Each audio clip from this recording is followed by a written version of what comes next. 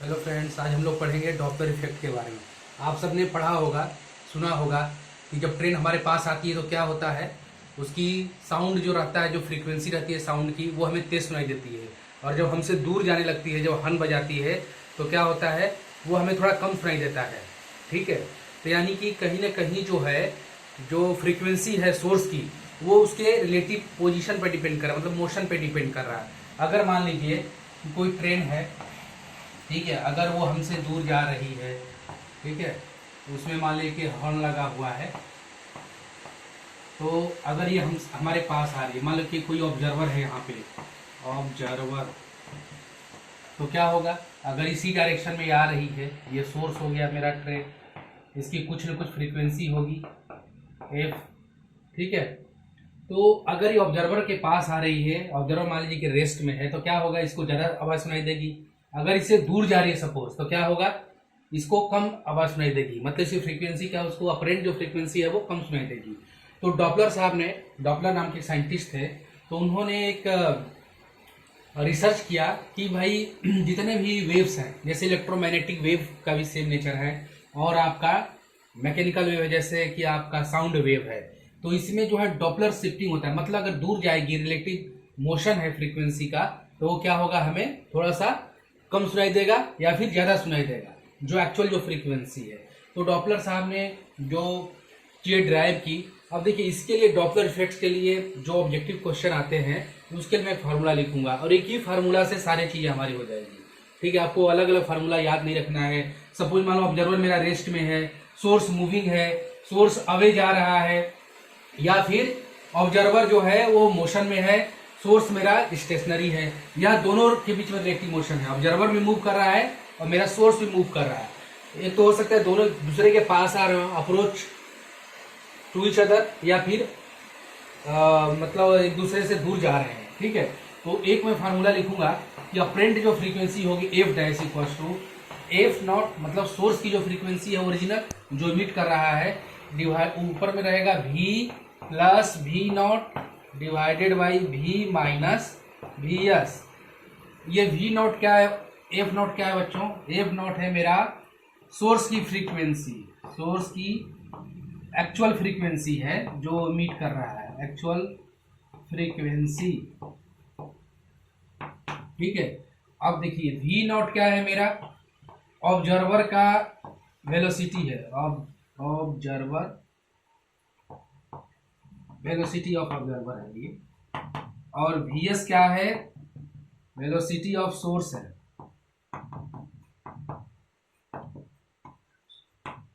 ठीक है, ये दो चीजें हैं। अब देखिए ऑब्जर्वर को मैंने इधर, जब भी आपको क्वेश्चन आए ऑब्जर्वर को इधर रखिए, मान लीजिए कि इस डायरेक्शन में जा रहा है वी नॉट, सोर्स इस डायरेक्शन में आ रहा है वी एस के डायरेक्शन में, तो जो एक्स डायरेक्शन में होगा, X dash, X double, X dash dash Y और वाई डैश, अगर इधर एक्स डायरेक्शन में होगा तो पॉजिटिव लेंगे वेलोसिटी, एक्स डैश डबल में होगा तो निगेटिव लेंगे। ठीक है, तो अब ये बताइए कि अगर मान लीजिए मेरा सोर्स इधर आ रहा है, क्या आ रहा है, इस डायरेक्शन में आ रहा है, तो इसकी वेलोसिटी क्या है, एक्स डैश में है, तो ये निगेटिव हो जाएगी, और वी नॉट क्या है मेरा, पॉजिटिव एक्स में जा रहा है, तो इसको क्या हो जाएगा, पॉजिटिव। तो इस सिचुएशन में मेरा जो बनेगा फार्मूला, एफ डैश जो है अपरेंट जो फ्रीक्वेंसी जो सुनाई देगा उसको, ऑब्जर्वर को, एफ नॉट ओरिजिनल, और चूंकि वी क्या है उस डायरेक्शन में है, एक्स पॉजिटिव डायरेक्शन में, तो वी प्लस वी नॉट ले लेंगे डिवाइडेड बाई सोर्स क्या रहा है, एक्स डैश निगेटिव में आ रहा है, तो वी माइनस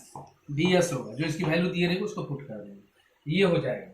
तो मतलब कि एक्चुअल जो अभी आपको क्या लग रहा है, देखिए ये ऐड हो रहा है न्यूमरेटर में, तो ये प्लस हो जाएगा, ज्यादा हो जाएगा, ये सब्ट्रैक्ट हो रहा है भी से, तो ये क्या हो जाएगा, बढ़ जाएगा। भी क्या था मेरा, वेलोसिटी ऑफ साउंड है, वेलोसिटी ऑफ साउंड है, इसको मैं लिखना भूल गया था, ठीक है ना, वेलोसिटी ऑफ साउंड है।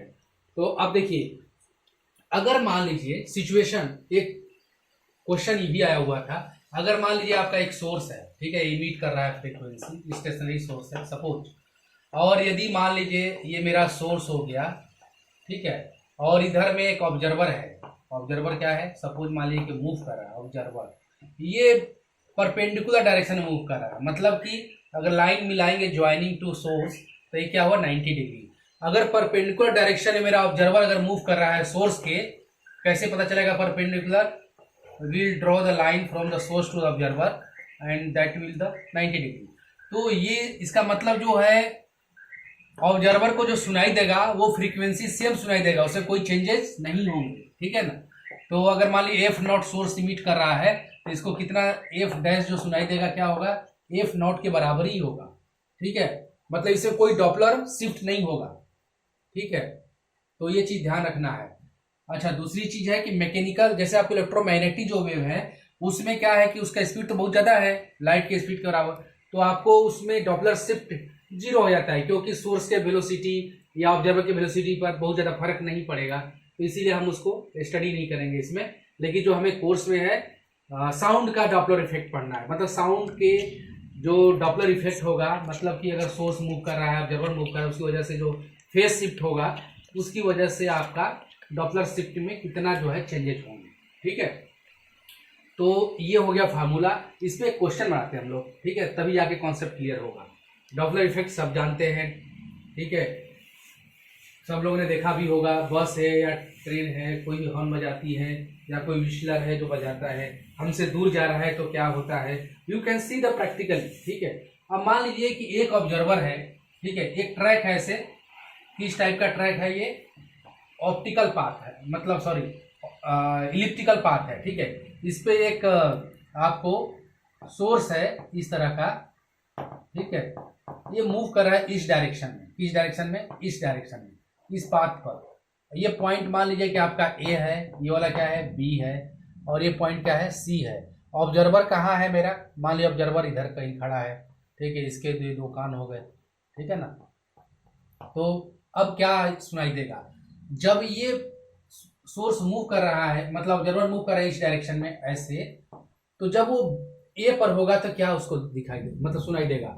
ए पर जब होगा तो ये जो मतलब सॉरी सोर्स मेरा मूव कर रहा है एक्चुअल में, ऑब्जर्वर तो यहाँ रेस्ट में है, ठीक है ना, ऑब्जर्वर मेरा रेस्ट में है। तो ऑब्जर्वर को जब पॉइंट ए पर होगा तो क्या सुनाई देगा?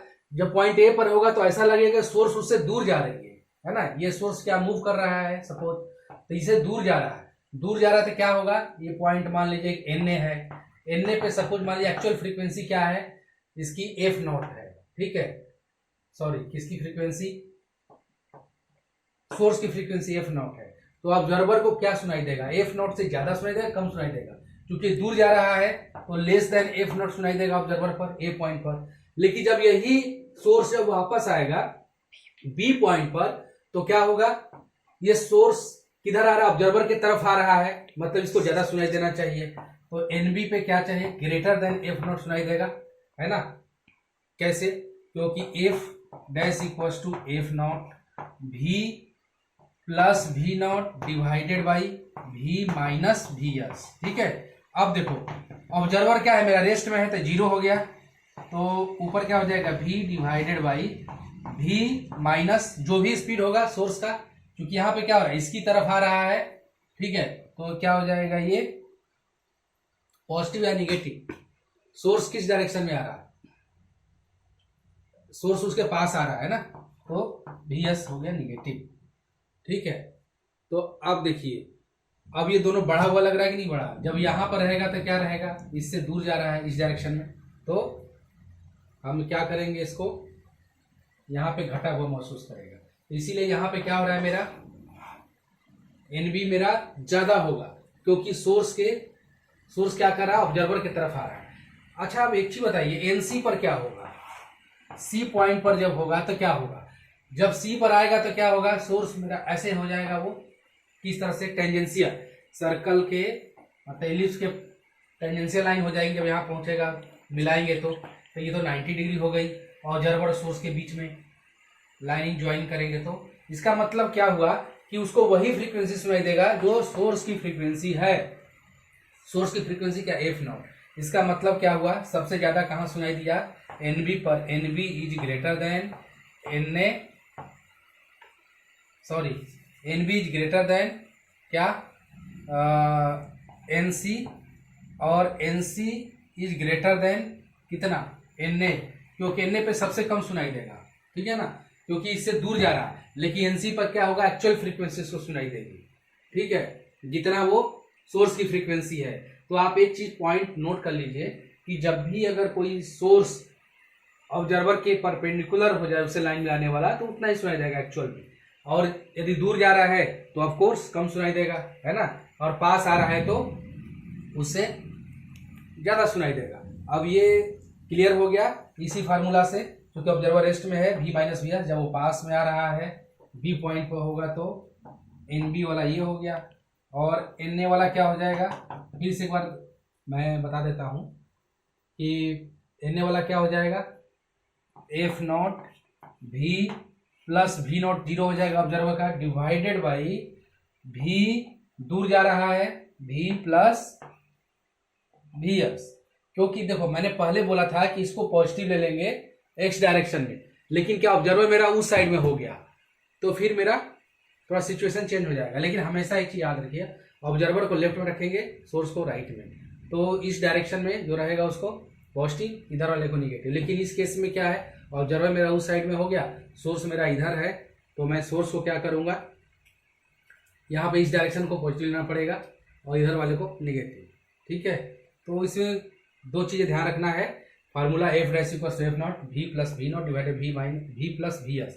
सिचुएशन के हिसाब से हम चेंज कर लेंगे, सोर्स मेरा किधर आ रहा है, ऑब्जर्वर किधर जा रहा है। ठीक है, तो एक दो और क्वेश्चन कर लेते हैं।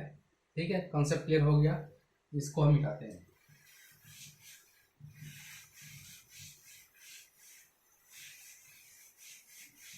देखिए बहुत बार ऐसा पूछा जाता है कि अगर मान लीजिए एक वाल है, यहाँ पे रिफ्लेक्टिंग वाल है, यहाँ पे क्या है, एक सोर्स है, ठीक है, एक सोर्स है जो कि मूव कर रही है, मान लीजिए VS वेलोसिटी से इस डायरेक्शन में।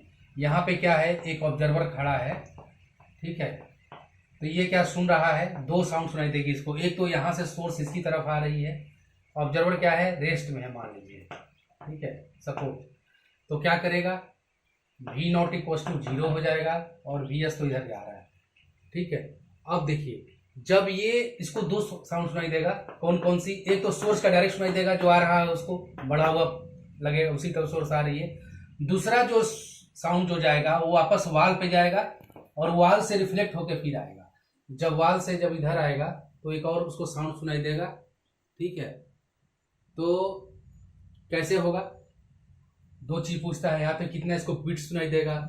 तो देखिए जब F1 मान लीजिए क्या हो जाएगा, F not V plus V not divided by V minus VS।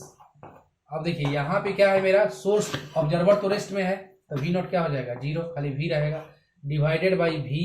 अब ये क्या हो रहा है, मेरा पास में आ रहा है, एक्चुअली में फार्मूला में प्लस होता है, ये इधर आ रहा है, पास में आ रहा है, तो इसको बढ़ा हुआ सुनाई देगा, मतलब सब्ट्रैक्ट हो जाएगी, तभी तो ये सब्ट्रैक्ट होगी क्वांटिटी, तभी तो ये ज़्यादा होगा ना। अगर ऐड होता तो क्या हो जाता, कम हो जाता। ठीक है, दूसरा जो है, जब ये रिफ्लेक्ट होके आएगा तो ये क्या करेगा, सोर्स का काम करेगा। ठीक है, तो ये इसे दूर होते हुए जानना पड़ेगा ना, इसको ऐसा लगेगा कि इसे दूर चला गया है ना, वही साउंड उसको सुनाई देगा। तो जब ये साउंड जब इधर जाएगा इससे दूर होके, तो वो कितना हो जाएगा, F2 equals to F not V divided by V plus VS। क्यों होगा, क्योंकि इससे ये साउंड दूर जा रही है ना, और फिर वही जो है वो दीवार जब रिफ्लेक्ट करेगा वाल तो इसको सुनाई देगा, तो दीवार क्या करेगा, एज ए सोर्स काम करेगा यहाँ पे, इससे जो है फिर सुनाई देगा, मतलब दीवार क्या करेगा। तो इस केस में क्या करना है हमको, पहले एक तो सोर्स की जो डायरेक्ट सुनाई देगा उसको बढ़ा हुआ फ्रीक्वेंसी वो निकाल लेना है F1। F2 जो है, जो दीवार जो सुनेगा, मतलब दीवार तो सुनेगा नहीं, दीवार रिफ्लेक्ट करेगा, तो ये जो है दीवार से ऐसा लगेगा कि ये इससे दूर जा रहा है ना, क्योंकि इधर जब जाएगी वही तो दीवार के पास जाएगी फ्रीक्वेंसी। तो V not F not V by V plus है, दोनों का मैं सब्ट्रैक्ट कर देता हूँ। तो देखिए मैं सब्ट्रैक्ट करूंगा तो बीट कितना होगा, बीट होता है फ्रीक्वेंसी का चेंज F2 माइनस F1, तो F2 कितना है मेरा, F not V divided by V, जो बड़ा है उसमें से सब्ट्रैक्ट करेंगे, तो बड़ा कौन सा है मेरा, V माइनस VS और minus F not V divided by V plus VS। आप किसी में से किसी को कर सकते हैं, कोई दिक्कत नहीं, ऐसा मैग्नीट्यूड होता है बीट, फ्रीक्वेंसी के डिफरेंस का मैग्नीट्यूड। अगर निगेटिव आएगा तभी वो बीट पॉजिटिव होगा, पॉजिटिव होगा तभी वो निगेटिव होगा। बीट के बारे में अलग से क्लास ले लेंगे। F नॉट V मेरा कॉमन हो गया, एलसीएम क्या हो जाएगा, V प्लस वी एस और वी माइनस वी एस। ठीक है, ये कितना हो जाएगा बच्चों, ये हो जाएगा V plus V S minus V plus V S. ठीक है, देखो एक आपका कैंसिल हो जाएगा, कौन सा कैंसिल होगा, V V, F not V into V S divided by A plus V है minus B, V square minus V S square. अगर मान लो वी एस बहुत छोटा हो वी के कंपेरिजन में तो क्या नेगलेक्ट कर सकता हूँ सॉल्व करने के लिए, F not V into V S divided by V square. देखो एक वी स्क्वायर कैंसिल हो जाएगा। ठीक है, तो क्या हो जाएगा, और इधर टू था ना, छूट गया मेरा, ये V S plus V S, two V S. ठीक है, तो टू एफ नॉट, ये कितना हो जाएगा, V S divided by V, यही क्या हो गया, नंबर ऑफ बिट हो गया मेरा। अक्सर पूछता है कितना बिट सुनाई देगा, तो ये आप याद कर लीजिए। ठीक है, अगर ऐसा आता है क्वेश्चन तो आप जैसे वेलोसिटी जो है सोर्स की कम हो, ठीक है, तो क्या कर सकते हैं आप, सब्ट्रैक्ट कर सकते हैं। ठीक है ना, ये आ जाएगा नंबर ऑफ बिट्स। अब क्वेश्चन आते हैं एग्जाम में। ठीक है, तो इसको मैं मिटा देता हूँ, अभी हमारा थोड़ा बोर्ड भी बड़ा हो गया है। तो ठीक है, ये क्लियर हो गया, नंबर ऑफ बिट्स कितने सुनाई देंगे, क्योंकि दीवार क्या उसको दो सुनाई जाता है, क्योंकि दीवार क्या करता है, रिफ्लेक्ट करता है। एक इसको डायरेक्ट सुनाई देगी बढ़ी हुई, और दीवार के पास जो जाएगा इससे दूर जा रही है, और वही फ्रीक्वेंसी फिर इसको सुनाई देगी। तो हमने उसको क्या किया, आफ्टर वाला ये हो गया, और उसको जो डायरेक्ट सुनाई देगा वो ये वाला हो गया। ठीक है, तो उसको नोट डाउन कर लीजिए, फिर इसके बाद जो है आपको इरेज करता हूँ मैं। अब देखो बच्चों, डॉपलर इफेक्ट पे अक्सर क्वेश्चन पूछा जाता है। ठीक है, तो आपको जो है, जैसे मान लीजिए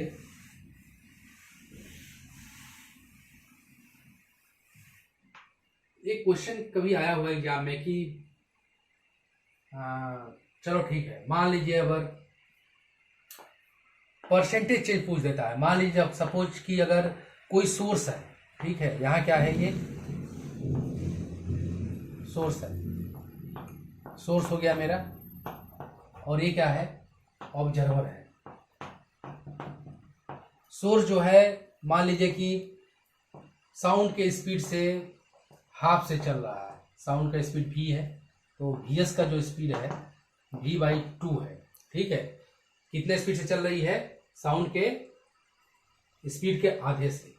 ठीक है, अब जो है ऑब्जर्वर मान लीजिए कि मेरा रेस्ट में है, इसको भी मूव करा सकता हूँ, क्वेश्चन कुछ भी पूछा जा सकता है। तो परसेंटेज चेंज कितनी फ्रीक्वेंसी में उसको सुनाई देगी, कितनी बढ़ी फ्रीक्वेंसी सुनाई देगी। तो देखिए एफ डैश इक्वल टू क्या होता है, F not V plus V not, ऊपर ऑब्जर्वर का रहेगा, divided by V plus V S. ये ओरिजिनल फार्मूला है जब दोनों मूव कर रहे हैं। लेकिन इसमें क्या, ऑब्जर्वर मेरा रेस्ट में है, तो वी नॉट क्या हो गया, मेरा जीरो हो गया। तो F not V divided by ये जीरो। सोर्स कितने से मूव कर रहा है और किस डायरेक्शन में जा रहा है, निगेटिव एक्स में जा रहा है, मतलब माइनस होगा, क्योंकि ऑफकोर्स इधर आ रहा है तो बढ़ा हुआ मालूम होगा, तो नीचे में सब्ट्रैक्ट होगा तभी ना बढ़ा हुआ पता चलेगा।